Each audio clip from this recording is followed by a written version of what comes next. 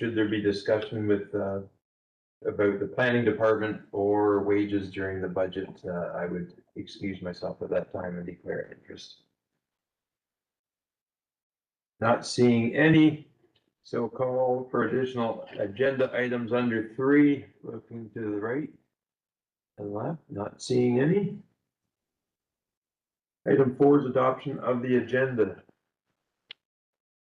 Do I have a mover of the agenda for this afternoon? Member Winters, seconded by Member Bell. Any discussion? All those in favor? Carried. Item 5 is approval of the minutes.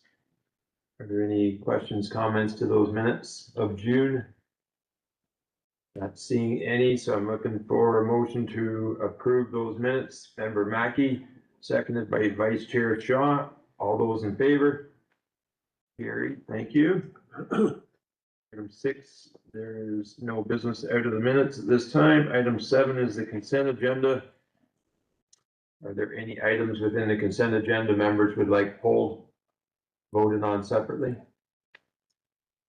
Seeing any questions, comments to any of those items? Not seeing any, so I'm just looking for a motion to receive. And Member Urig and invite Al. Let's see, we'll go online and we'll put seconded by Member Farmer on the record. All those in favor? That's carried. Thank you. So we're quickly down to first of the business items this afternoon, which is the 2027 draft budget at this time, and I'll pass it over to Tim. Welcome, Tim. Thank you, Mr. Chair. So that was quick. Thank you, Board. So where we're at, as we mentioned last meeting, we brought forward a draft of the budget for the board to review. No revisions were brought forward. So what we've done is prepared the final version of the budget with the change for CPI as noted in the resolution from the board from May. And we've gone ahead and prepared the levy apportionment for 2027, as well as the budget companion, which provides all the details. A little bit less detail in the budget companion this year than in previous years, based on two things. One, the upcoming consolidation of the authorities, and two, the early point in the year at which we're developing this document. So as noted previously, we are bringing this forward now in July instead of we would usually bring this forward in October or November of the year. But because we are required to have this budget wrapped up and approved by the end of the year and there's a municipal election, it pushes us forward such that in order to get the appropriate circulation time to our municipal partners, we need to have the budget come forward today so that we can have final approval of it, hopefully in September, because I strongly suspect we won't have an October meeting. It's 2 days after the municipal election. We want to make sure that we will have quorum. It's the budget. Recently, shortly after the last board meeting, we did receive a direction from the Minister of the Environment, Conservation and Parks on the budget, and it essentially states that the budget must be approved by the end. So it puts that into that direction form. So when we compare the budget over last year, I'm not going to go into the specific details, but certainly we'll welcome any questions on that from the board. We did go over some of it last meeting. But we're looking at a 69, just shy of $70,000 increase over 2026, and that equates to a 3.36% increase in levy. Sorry, that's the change in levy over that time period. That's about $6,300 more than it was when we brought it forward to you last. The total change represents about a 1.6 increase over the change in assessed value, and the total operating budget is increasing by 0.8%, so less than 1%. Most of the changes in costs there are salary and wages. The service provider, that is the largest proportion of our costs here. And just to note again for the board, as I noted last month, the education portion of the budget does include $20,000 from the monies to be received from the foundation. as discussed in March and then again last meeting. I've arranged for delegations at all of your councils throughout August and September, depending on when council schedules would allow it. I set that up on the books. I've also reached out early to some of the municipal staff at your municipalities who last year had expressed an interest in hearing from us earlier. I provided, there were only two. One of the staff I provided with an early draft of the budget so that they could look at it and ask any questions. They have not asked any questions. The other municipality who had previously expressed that, when I told them what our levy change was going to be, said they don't need to see earlier than. So the draft budget, the draft levy apportionment, and the budget companion following approval by the board, should the board see fit to do that, will be circulated later this week or early next week through your clerks to your municipal councils. And we'll attend to answer any questions and discuss the budget throughout August and September. And then the budget would come back in the September board meeting for hopeful approval from the board. So through you, Mr. Chair, I would welcome any questions, comments, clarifications requested by the board at this time. Okay. Thank you, Tim. I should note that you mentioned maybe the companion document wasn't as fulsome as last year, but I found it personally to be an excellent document still. So I think all the materials were contained within it and it was very well presented. So thanks to staff for that. Absolutely. I see Member Farmer nodding in agreement on the screen. Are there any questions from members? Vice Chair Shaw, go ahead. So through you, Chair Greg, there was just a couple of things I was wondering about going through it, Tim. And they're just more of my own curiosity. And the Conservation Ontario levy that we pay, where does that fall in our budget? So that shows up under the administration portion of the budget, which is on page 5 of the budget or page 72 of the PDF board package under administration, other. So we have an other category in our budget that only applies to 4 items. So under administration, other is the combination of that Conservation Ontario levy and our insurance premiums. Under water management and under lands, the other portion is. Okay. And then.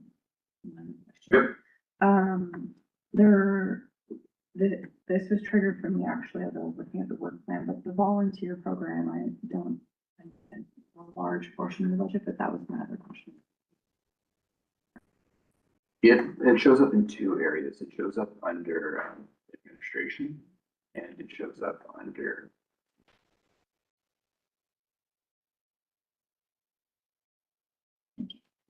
Okay. Any further questions from board members? Not seeing any. I have one for you, Tim, and perhaps colleagues. Just if you could talk about parking. We've had such great years in succession in terms of seeing revenues increasing. We've had some slight rate increases. I think maybe just one of those years, or maybe twice we've increased rates. But what are the projections that staff or the assumptions staff are making, and what's it building off of this year? So what we've put in the budget for is, if you look to page 4 of the budget, of the operating budget document, or that's page 71 of the total package, there's an item under conservation lands operations, sales and service at just shy of $315,000. That's the majority of what's in there for parking. Some of that parking revenue is drawn out earlier into the $10,000 that goes into conservation lands. And there's a portion that goes into forestry for invasive species removal on conservation lands. So as opposed to showing it coming in, we just show it coming in sales and services in a different department. So that number is around $330,000 in parking revenue every year. And so that's I'd say that's a cautious estimate that we put in there because we don't want to base our budget on something that we can't get. So the way we've been doing it every parking revenues is we put a number in there that we think is reasonable to reach and helps cover the expenses, and then excess that comes in from the conservation taxes. I would note that in this particular department, operations, the levy increase has only gone up by, it's going up 4,000 this year, but it's maybe $10,000 in the last 5 years. It's very, very minimal, and the reason for that is that we're offsetting those costs with the parking. But we do want to be conservative. Yes, we have no control over it. How are we performing this year? We have 316,000 in the budget. Short of any transfers to additional departments, but where are we projecting to land at this point? It's a little tricky this year because we're only in July as opposed to looking at this document in October, but. Yeah, and it is hard to say because, I'm sorry, I'm just gonna take a second to pull that document up. It is hard to say because the summer is when we make the bulk of our revenue there, but the last time I looked, which is when we received the receipts and expenses for this board package, we're lower than last year, which was a record year, but higher than all the previous years to that. So last year, Allison came in around $420,000. So again, it's hard to know what July and August and September are going to look like, but it looks like we're probably on track for high 300s. Yeah, it's a good one to run a surplus in. So, and I think it's been a couple years since we increased the rates. Is that right? Yeah. Oh, thanks for that response. So any further questions from members? Not seeing any. So we do have a motion attached to this, that the GSCA Board of Directors receive the draft budget and the staff be directed to distribute the 27 draft budget and budget companion to participating municipalities for the minimum 30-day review period. And the staff bring a report before the board at the September 2026 meeting for final review and approval of the 27 budget. Do I have a mover? Member Urick, seconded by Member Farmer. And no further questions. All those in favor? And that's approved unanimously. Thank you.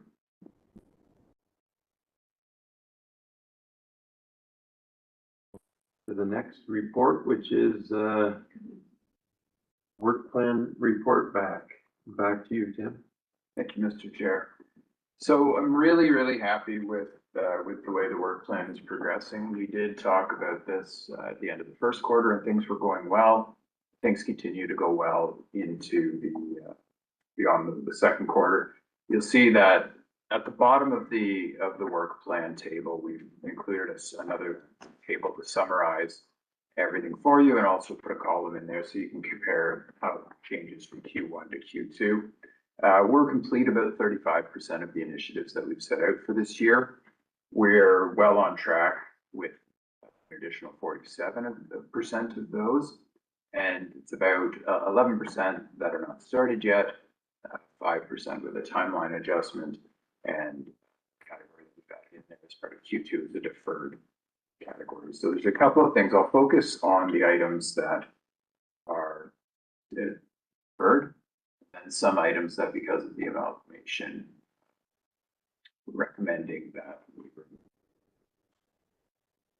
redundant at this point. So 2 items have been proposed for deferred. One is the Cenotaph historical sign at Eugenia Falls Conservation Area. So we did work with the community 2 years ago to revitalize the cenotaph at the conservation area. And we did do a sign for the property at that time that includes what was done, why the cenotaph's there, the importance of the garden, and a thank you to all of the community members and donors that helped out with that project. So that recognition of both the cenotaph and the people, the community members that helped rehabilitate it is there. That's been done. what this next project was to look back into some of the history.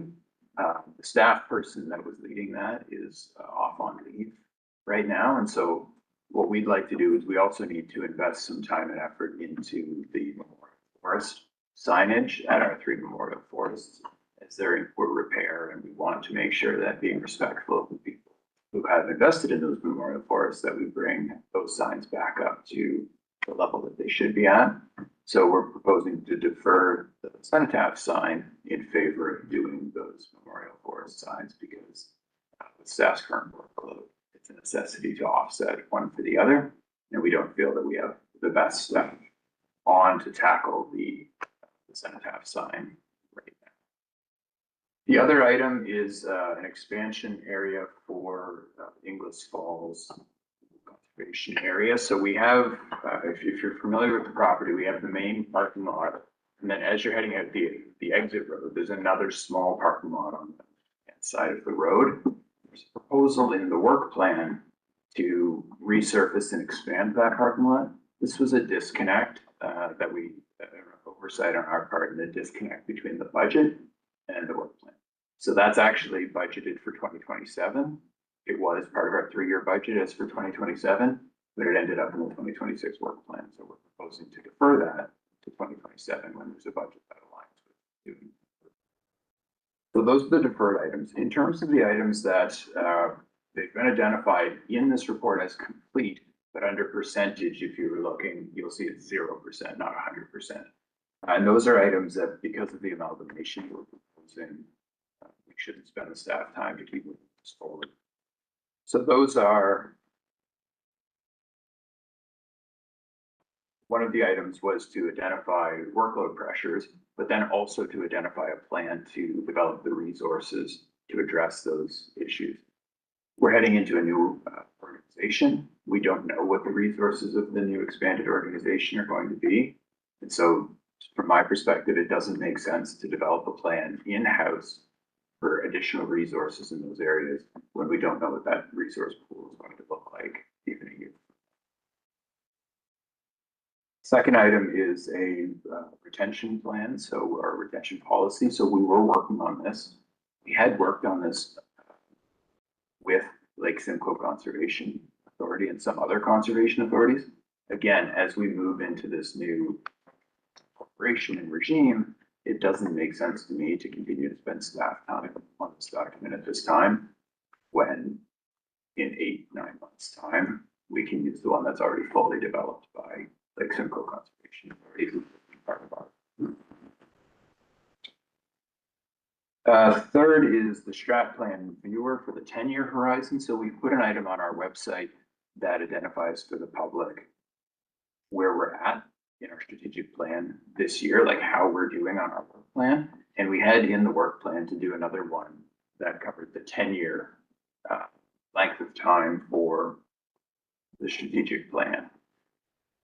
Obviously, that's redundant at this point because that strategic plan in the iteration that it exists now is unlikely to exist as we move into this new corporation. So we don't see the point in adding staff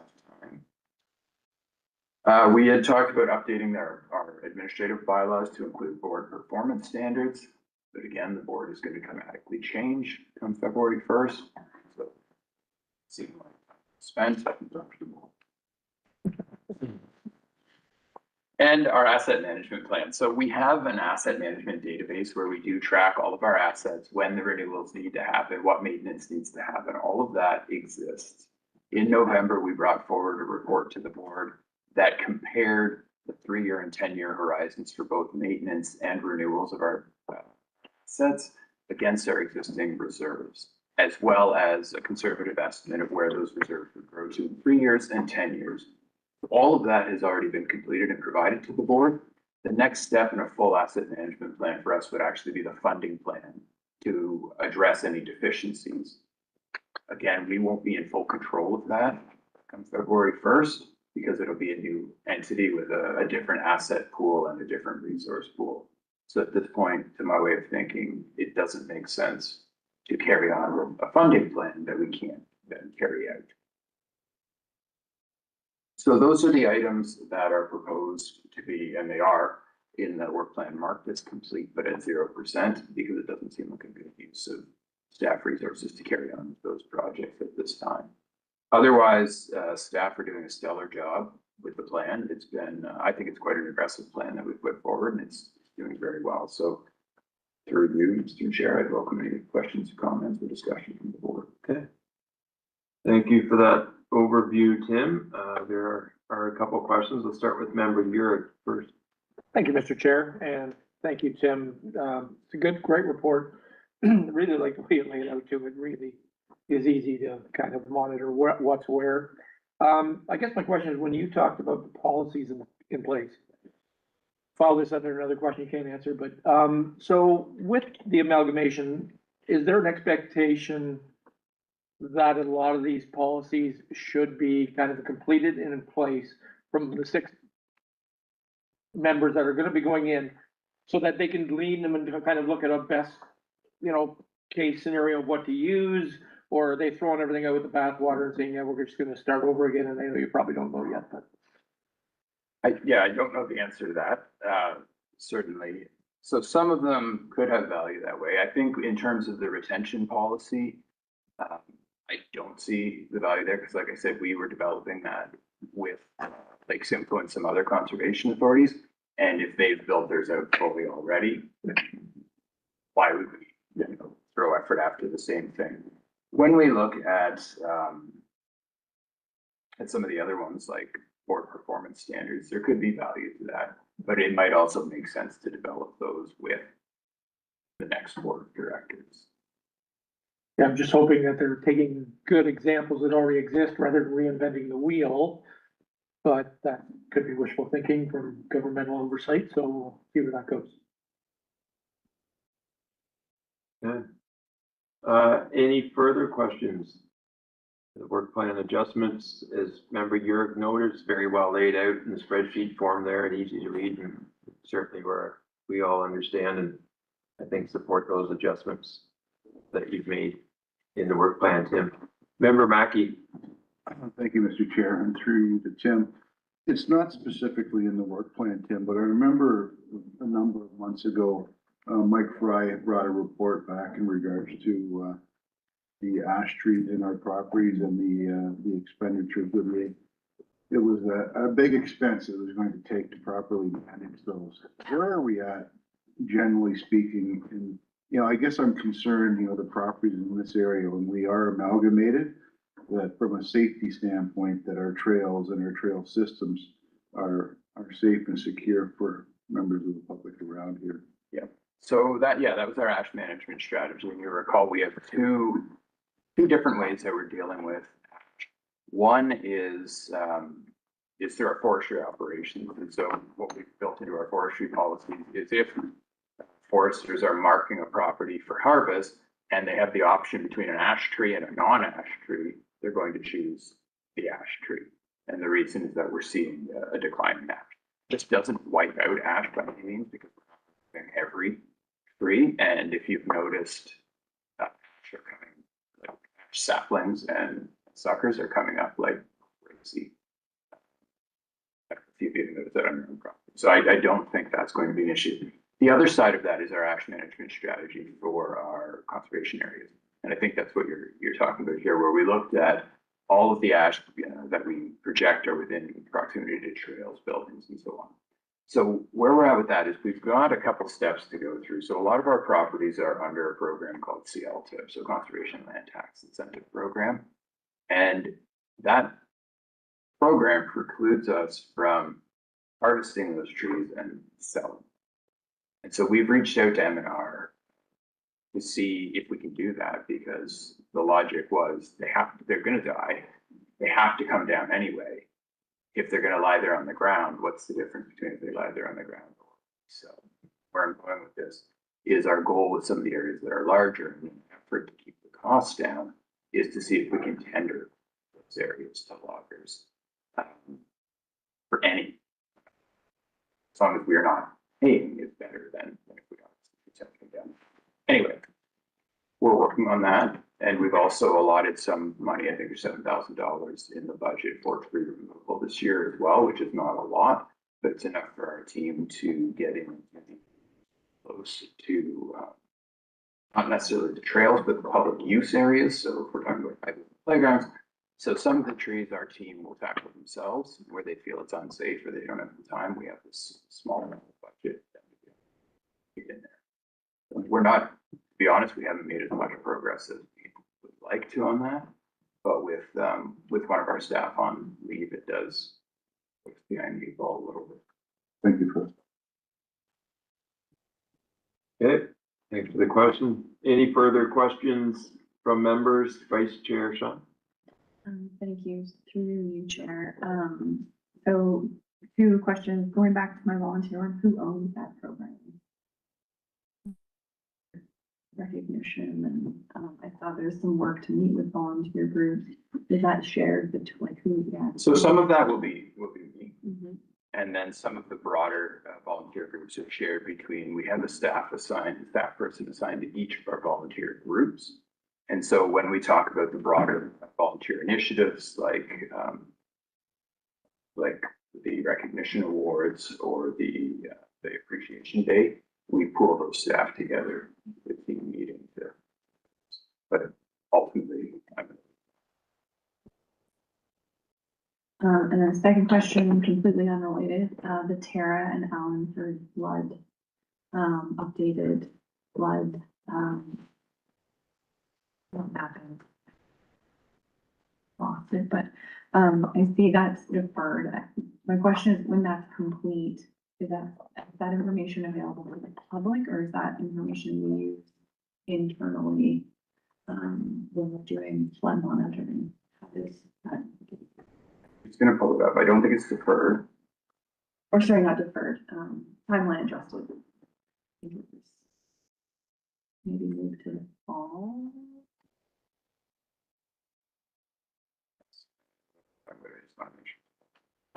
I guess just while you're looking that up, you might be able just to tie in the updates or the announcement from the province in terms of updating their flood maps, if that's relevant to your work plans as well. I think that's been since 1993 from memory, the last time they had done that. Yeah, so I can, Other than done, scroll. yeah, so it's on page 85 of the package. It's way down the page. Updated hydrological and hydraulic models for key areas of the watershed, and then prepare flood models for Tarrant. So prepare the preliminary flow models using water flood. So the flow models themselves are what will be used to feed into their floodplain mapping or flood models that we can tie into information that we're seeing real time. So that wouldn't specifically be something that's available to the public. It could be if they requested that information, but it wouldn't be something that would be of much use to them unless they're engineers. But ultimately, the product, when we prepare flood models, would be something that would be available. Yeah, and in terms of Chair Greg, your question, so we've been pushing the province as conservation authorities for quite some time to update the technical guidance that goes along with our review of natural hazards. There are 2 primary documents, and they're about thick. One is the natural hazards technical guidance related to inland lakes, rivers, courses, and the other is related to the. So they've recently released the inland lakes and rivers one for review by the industry. And it's my understanding they're almost ready to release the one on the Great Lakes. The ones that we're working on now are from 1990. We've been asking the province for updated technical guidance for a very long time. So we're happy to see that it's moving forward, and our team is reviewing that as well as the team of Conservation Ontario as well. So what that looks like is we have a couple of ways of looking at natural hazards, or sort of a hierarchy of necessary understanding, if you will. So when we talk to the public about natural hazards, it's very basic. what we're talking about. And then we have a guidance document that's called Understanding Natural Hazards that lets you dig into that a little bit deeper, but still largely in layperson terms. And then there's the technical guidance that comes from the province that gets into quite a lot of detail. So I haven't had a chance to look at it, but I'm hoping that it includes reference to updated modeling where it's as well. So, but it should be a really good thing. And we know that when the one for the Great Lakes comes out, it's our understanding that there may be shoreline modeling of Bay associated. So. Okay, member York? Thank you, Mr. Chair. Totally unrelated, although we'll go from flooding, let's go to the other end of the spectrum. I'm sitting on this board as long as I have. I'm curious, so we only had to look at last week to see the fire warning ratings and concerns, as well as this is a record year in Ontario right now for fires, which is not good. CA's own so much wooded land. Is there any fire management, prevention, conceptual concerns or discussions or policy that are in place through CAs, or we kind of do that always in concert with fire specific agencies? I'm not saying we should go full Trump and be out sweeping floors, but I'm just wondering, is there anything that we're doing to manage kind of mitigation or concern, or working with other agencies regarding fire concern? So one of the big differences is, like, you're seeing these fires in largely boreal type forests. We don't have boreal type forests here. So what we do have is mixed forests. So one of the big important things that we do is we go in and harvest our properties. So the goal with the harvesting operations is to take out dead and diseased trees. And when we start from a plantation, you go in and you thin the plantation, and then 10 to 15 years later, you go in and thin that plantation again, and you're slowly converting it over to a mixed forest. It's my understanding that hardwood forests are much less susceptible to widespread forest fire than softwood bush is. So I think we're looking at very different forest types. And when I've talked to our forestry team about it, they don't think there's a risk in our area. Okay, member Day. If I might go back to a broad sense of the work plan for a minute. I was just thinking ahead about the upcoming merge and how this could be a useful document to show what Great Sauble has been doing over the years. And I'm sure that other conservation areas or authorities are doing many of the same things. Are there some tasks on here that are ongoing year after year that would be at risk of getting lost during the merge if they're not things that happen in other conservation authorities? So it's a hard one to answer. It's a bit of I guess the simplest way to think about it is there's mandatory work that we do here. Use the term mandatory, I mean, as defined in legislation as category. So that's all of our natural hazards work. That's all of our land management work. It's all of our drinking water source protection work, as well as the provincial piece of the water quality monitoring. All conservation authorities do those programs because all conservation authorities are required. So I would suggest that those programs are not risk in any way. When we start to look at free programs, so stewardship, education, and the rest of our water quality monitoring systems, conceivably those could be, but knowing what I know about the authorities that we're joining, I don't think they will. So I know Lake Simcoe Region Conservation Authority and Nottawasaga Region Conservation Authority have very strong education programs, and that's a huge component of the work that they do. Our program is also very strong. I think it plays well into that thing, and I think we'll be able to leverage each other's strengths there to make it.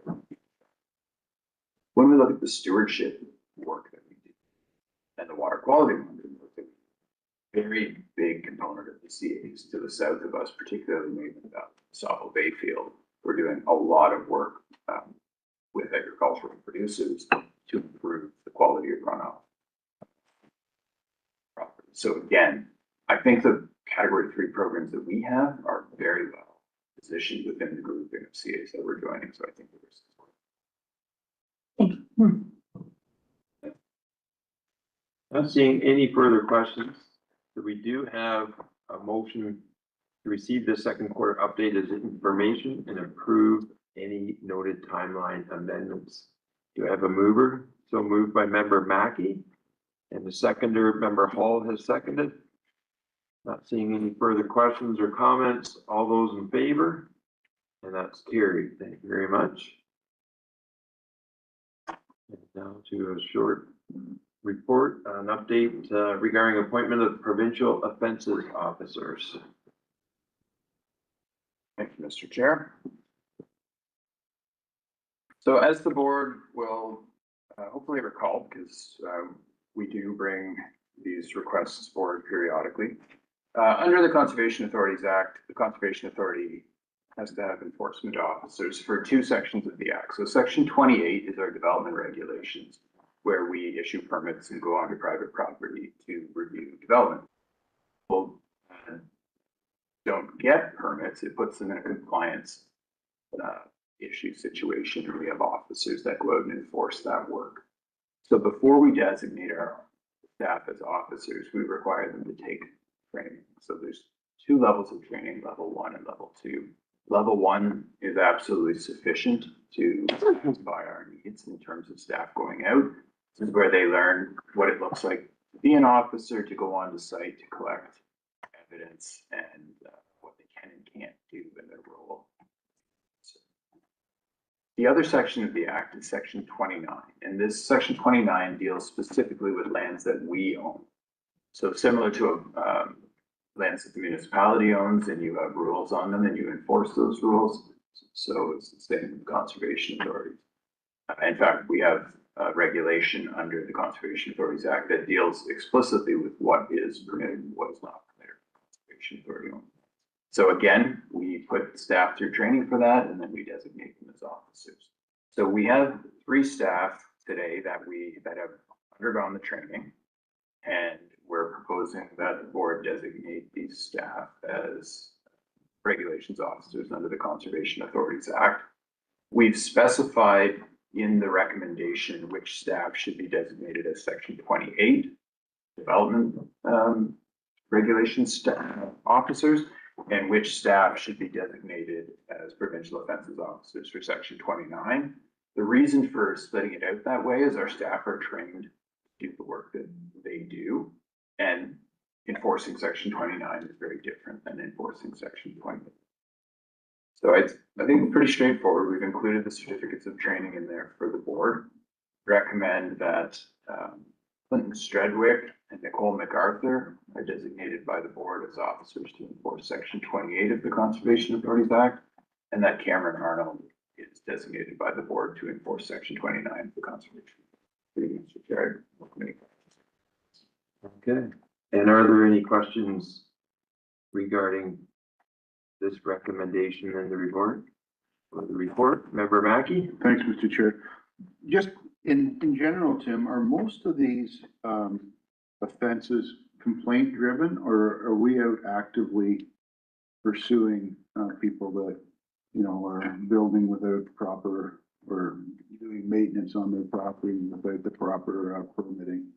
I would say, so we're not actively looking for problems, but we respond to complaints, and we also sometimes have to just walk into these things. So whether somebody's out there to review X and we see Y while we're out there, or you're driving by and there's something particularly egregious going on. Good, thank you.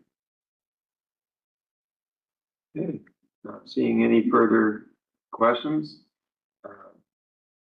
I did see Nicole earlier behind that wall. I don't know if she's still there. But Yes, and so we do have Nicole. Sorry. yeah, congratulations from this end of the room on what would look to be the appointment there, Nicole. Go ahead, Tim. Thanks, Mr. Chair. Sorry to cut that. That's sorry. Yes, I should have mentioned the board. We do have Nikki and Cameron. Do you want to come forward? We do have Nicole MacArthur and Arnold's here with us today. Clinton couldn't be here today, but Congratulations to both of you. I was, not sure, if Cameron was here. Are you from one of the famous Arnold clan in town of South Bruce Peninsula? yeah. Okay. I'd be Larry Arnold's. Okay, so, coming from South Bruce, you've got thick skin to tolerate, some of the complaints that might come about in the role. Congratulations to both of you, for that training and serving, that role for the Conservation Authority and protecting the lands and properties, so. Thank you. And that was probably premature because you haven't passed the motion, but I would entertain a mover of that recommendation at this time, Member Bell, so moved, seconded by Member Day. And all those in favor? And that is carried. Thank you very much. And the last item is CAA updates. I could mention it this time, the CAA office on 10th Street and 2nd Avenue has closed in Owen Sound, so. Is there anything more to the updates that you need to share than that?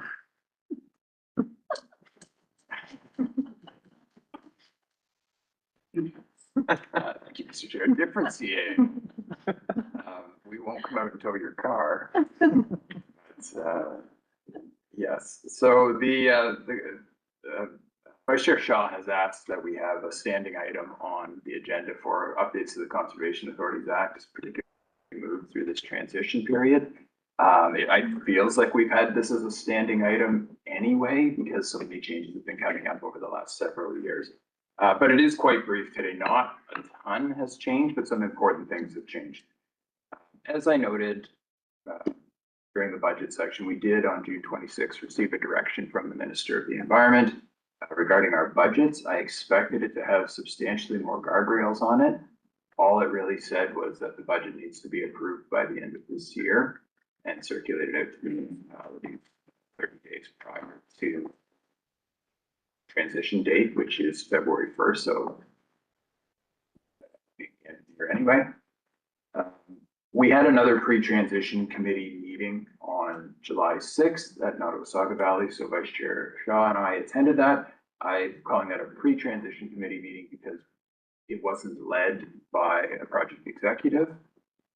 The project executives have now been announced. They were just announced last Wednesday, I believe. Don Goodyear from Lake Simcoe Region Conservation Authority will be the project executive for our region. And upon that transition timeline of February 1st, Don will become the inaugural CAO of the Huron Region Conservation Authority. And so it turns out that Don was at our meeting on July 6th, but not in that capacity. But he was there filling in for Rob Baldwin, who's the CAO at Lake Simcoe. For long. So that's really good. Don, we've met him. He seems like a good person. It sounds from that meeting that everybody is still on the same page and it's going to be really positive moving forward. I would note that 2 of the CAOs or general managers from our grouping of 6 DAs are moving on. So Rob Baldwin, the CAO of Lake Simcoe Region Conservation Authority, is taking over the project executive and then CAO role for the Central Lake Ontario Region Conservation Authority, which is essentially current Toronto region, the one immediately to the east of that, which is Central Lake Ontario. So Rob Baldwin will be taking over that area. And Davin Heinbuch from Maitland Valley, general manager there, will be taking over as the project executive and then CAO for the Western Lake Erie Region Conservation Authority. These are very wordy titles. Anyway, so we won't have those staff with us, which is too bad, but they have other people that they've assigned to take their role there. And the first actual transition committee meeting will happen on August 6th, 2026. Vice Chair Shaw and I will be attending that. So that's all the information that we have on the changes right now. I do expect more information to start coming more rapidly now that the project executives are in place. But it continues to be a bit of a wait and see. Any questions, Member Mackey? Thank you, Mr. Chair. Tim, you mentioned earlier in your comments that the province didn't put many guardrails on the budget preparation. Did they reference the utilization of reserves at all to lower a levy requirement? Not specifically, but they did put in last direction from the minister some guardrails in terms of that. Now, what I would caution the board, and I've mentioned this before, is we need those reserves right now, and we will continue to need those reserves when we're the new entity that we are. If all 6 CAs in our grouping decided to use all of their reserves to reduce levy impacts, we would be in a lot of trouble. So is there anything like that? My question doesn't stem from Gray Sauble. It stems from another conservation authority that we are members of. In the report that I just read, sitting in the parking lot prior to tonight's council meeting. So thank you for. Member Farmer? Thank you. Through the chair, I'm wondering, as we've had conversations about the relative weighting of voice and priority for smaller or more rural conservation authority areas as our authorities as they exist now, is there anything that we should be mindful of with the appointment of a Lake Simcoe staff member to head the new wider Lake Huron Regional Authority?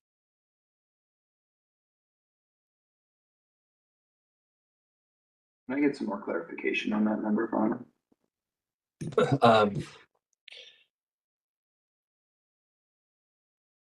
Is there, so I'm through the chair, I continue to be worried that smaller, more rural voices like ours will be drowned out by the interests of larger, more urban, more closer to Toronto, either by geography or by affiliation kind of areas and voices.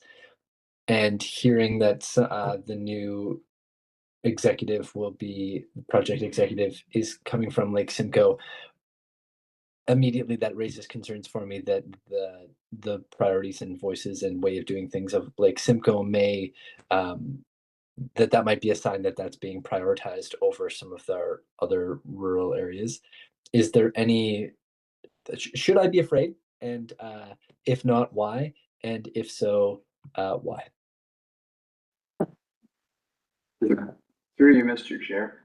I'm not concerned about that. I think that from the meetings that we've had, it feels like everybody's on the same page in terms of how we want to move forward.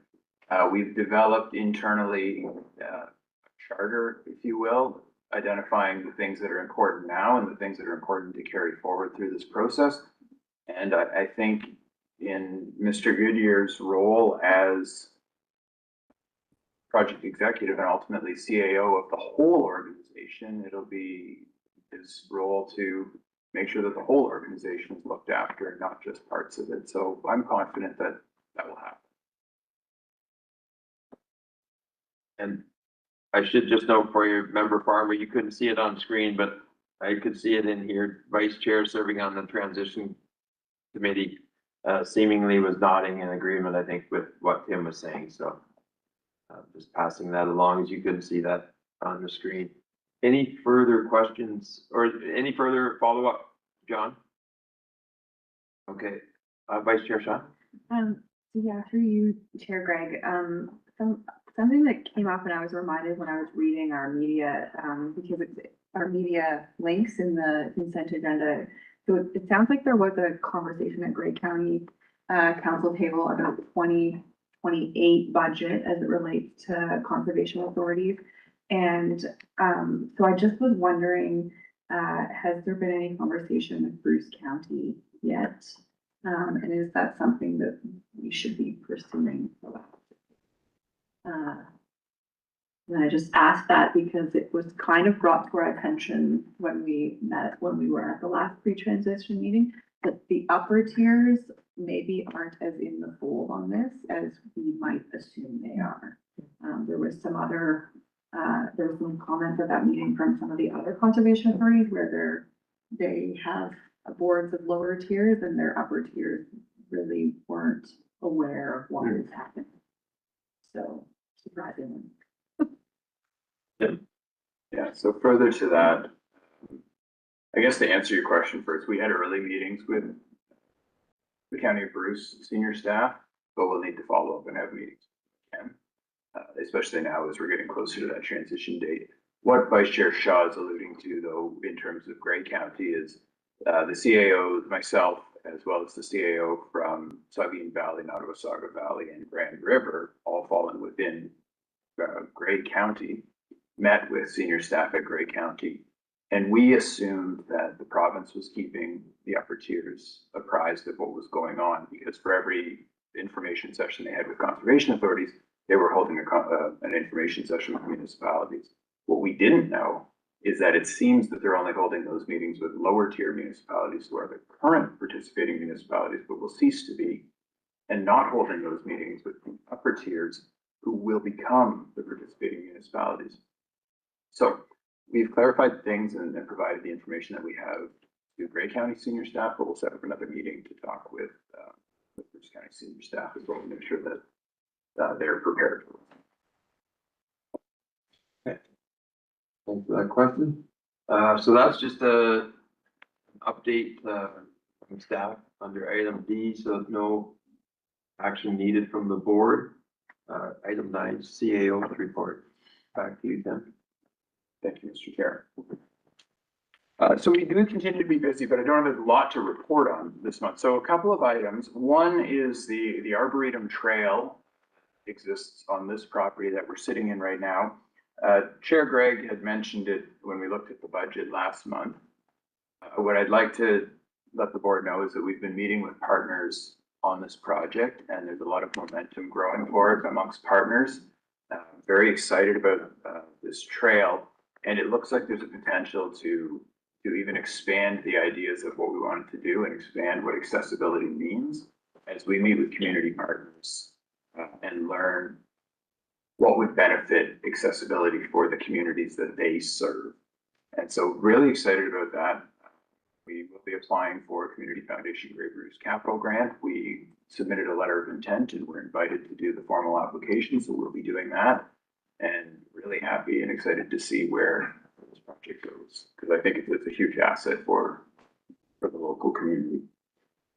Two items that I just wanted to bring to the board's attention. We've had concerns raised at two of our conservation areas in the last couple of weeks. They may have shown, well, they have shown up in social media. And so I just wanted to make sure that the board is aware of both what's happened and what we're doing about it. So the first set of concerns was about our Erin Lake Conservation Authority in Erin Township, just west of Tara.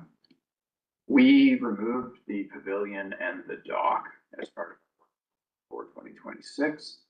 Both were in a very poor state. Where the pavilion was removed, it's been rehabilitated and grassed over, and picnic tables are put there. The dock we didn't put back in because it's being battered by the lake year after year. However, there's quite a lot of concern from the local community about the dock not being there. So we're looking into options to replace that dock right now for the boating community. But we've also set up a meeting, Vice Chair Shaw in Arkwright for tonight to meet with the local community and talk to them about the concerns and hear their input, and also to provide our feedback to them so that we have a two-way dialogue going on, and hopefully that's a positive meeting and some constructive things come out of it. The other property is in Shallow Lake. We have a very small piece of property. The property itself is actually larger, but it's mostly heavily vegetated. There's a very small piece that abuts the municipal rail trail and abuts the lake itself, which is owned by the Sydenham Sportsmen's Association, where some picnic tables were placed by a well-meaning local community member. The picnic tables are painted in such a way that they appear to be advertising a local restaurant, and they're not quite to the standard of what we would typically put in our picnic tables. we weren't consulted on this, they just showed up and then we social media. Our team has removed one of the picnic tables. We've contacted the person who donated them, but we can't get a response from this person, so we're continuing to try and contact them. Anyway, knowing that the community is appreciative of the tables, our staff are planning to put 2 new tables there. They're going to be tables that we're comfortable with the liability for, as opposed to tables that we didn't construct. And our tables will be Sauble tables. They won't be advertising for anybody. If anybody in the community wants to do this in the future, we certainly encourage people to contact us first. And if they'd like to make a donation to the authority, that's wonderful. And we can talk about what that donation should be earmarked for, but we can't encourage people just placing things on our properties. We do assume the liability for that.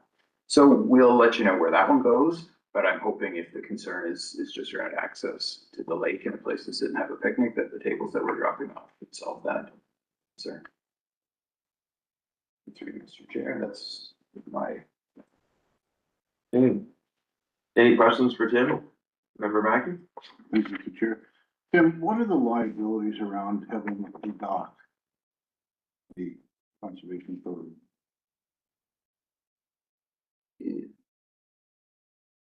I suppose they're the same as our liabilities just on any of our water properties. Oh, slip hazards though, I mean, you're on water and for ongoing maintenance of a dock. Those are all liabilities, yes. Yeah, it's liability that we've been assuming at that property for decades. But it's an opportunity not to have that liability anymore also. It is, yeah, it certainly is, but it does seem, we'll learn more tonight, but it does seem from the comments that we received that it's an appreciated piece of infrastructure. And Vice Chair Shaw has shared some data with me from traffic going into that property. For a property of its size, the traffic is quite high. Is there a boat launch there? There is. Yeah. Yeah, and I was reading through the master plan for the property, the master plan from 1982, but that's actually relevant in this case because reading through that master plan this morning, and one of the rationale for acquiring the property in the first place was to provide this access for fishing and boating. So it's consistent with why the property was placed. There is an ongoing cost of operating that dock. We're having to look at something more robust because the west winds and the lake are doing a problem. Understandable. Yes. We've got a couple of municipally owned on our little inland lakes boat launches, and there have been requests for docks, but you know, when we looked into it, it made no sense for the municipality to take on that risk. Okay, Tim? When this discussion is done, I neglected to mention that. Oh, okay. Did you have anything there to add, Jen? No, I'm not. Okay. I think we've concluded that conversation, so I'll go back to you, Tim, for the next item there. Thank you. So I just want to, I neglected to flip the page on my notes. We have 2 upcoming events that I wanted to make sure the board is aware of. So this Friday, we do have John Biddorf's retirement party. So if you haven't RSVP'd to Valerie on that, whether you can go or not, please do so. That would be appreciated. I'd love to see you there. And the other item is the Glen ribbon cutting and Walker Community Barbecue event. I think you have all received an invitation to this on August 27th. So we are acquiring a new piece of property adjacent to the Glen property in just north of Ben Allen, between Ben Allen and Copper Kettle. It's been a deal that's been in the works since the year 2000.